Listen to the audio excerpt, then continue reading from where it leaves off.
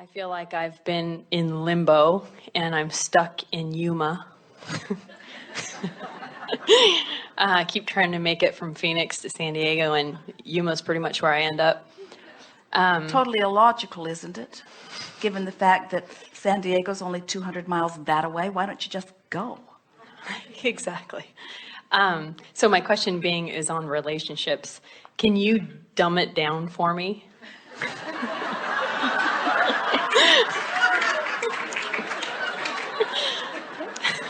Well, Because obviously I feel like I'm close to it, but it's just not happening.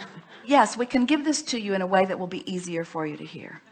So it is easy to see it relative to just pointing your car in the right direction and continuing to go, because that journey is quantifiable. It's easy for you to say it's 200 miles away, it's 199 miles away, it's 198 miles away, it's 197 miles away.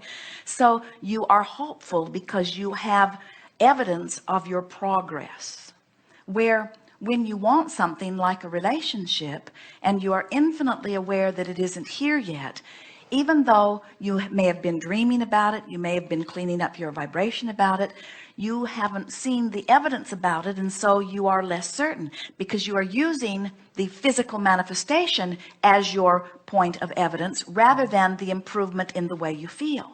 So the way you quantify this is good, isn't it? Yes. So the way you is it dumb enough for you? Yeah. It's a wonderful question, and we are pleased that you are asking it in this way, because it is tricky when you have been using what you see with your eyes and hear with your ears and so on as your acknowledgement of what's happening, to have something that is 99% created and not be able to see it takes an element of faith that if you don't know about the laws of the universe and you don't know that the way you feel means something, what happens is you'll be moving along, you'll find a positive thought, you'll think about what you want, you'll view something that you appreciate, you'll come into vibrational alignment with the idea of this, and you are moving right along to it, and then you'll see someone who right now has exactly what you want, which reminds you that you don't have it right now, and you turn upstream. So all that's happening is you're turning toward it and away from it, and toward it and away from it, because you're letting what is control the direction of your thought rather than what you want to be. So the key is you have to take the relationship out of the equation.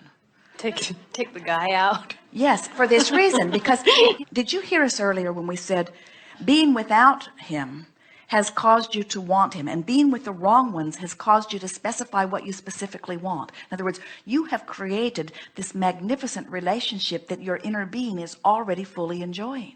We'll give you more about that in a moment. So as this relationship is already come to vibrational fruition and you're feeling good about whatever, you're moving toward it. As you feel bad, you're moving away from it. So the work has already been done relative to the creation of the relationship. Now your work is to hold yourself in vibrational alignment with the well-being that is waiting for you, which means your work now is to feel good. So this is the dumbing down part that we really want you to hear, and it is not a dumb question at all. It's the elementary question that you have posed so beautifully.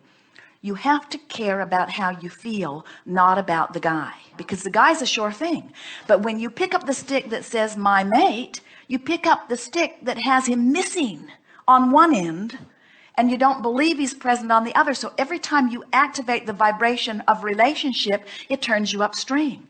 Where if instead of activating the vibration of relationship, you were activating the vibration of things always work out for me, I'm getting to handle this, I know what I'm doing, I've been envisioning, my life has caused me to put him there, I know he's there, I don't have to worry about when he's coming, and you get focused upon other things that make you feel good, or things about that make you feel good, before you know it, you'll be there. What you want is a sure thing. It's just a matter of you allowing yourself vibrational alignment with who you are. So when your quest is alignment with who you are, we promise you your lover will be there. Well, what's happening with you is your picture of who you are and what you want is so vivid, and you are in the process of coming into alignment with that vivid picture. So the timing of this relationship is not because he's late in showing up. It's because you are wanting to come into alignment with who. It is so much better to be in alignment with who you are, him be in alignment with who he is. And when you rendezvous, you're two people in alignment who then recognize each other. But if you meet him before he's in alignment, or if you meet him before you're in alignment, then you miss it, you see. And that's all that's been happening. And that's just fine. Don't want to rendezvous with someone that is not in vibrational alignment with your total picture of what you are wanting. Agreed? Mm-hmm. So you are so on track. Everything is so unfolding perfectly. You have not one thing to be worried about.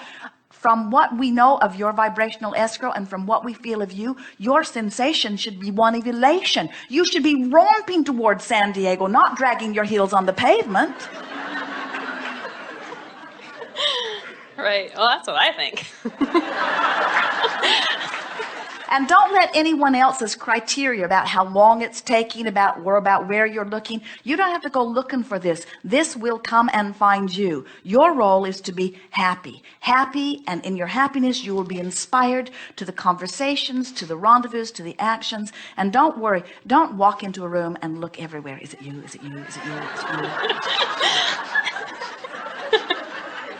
you? Instead, say to yourself, you're there.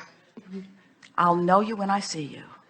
And when all the bells and whistles go off, I'll take a second look. And until then, it's not you. Okay. Don't talk yourself into anyone.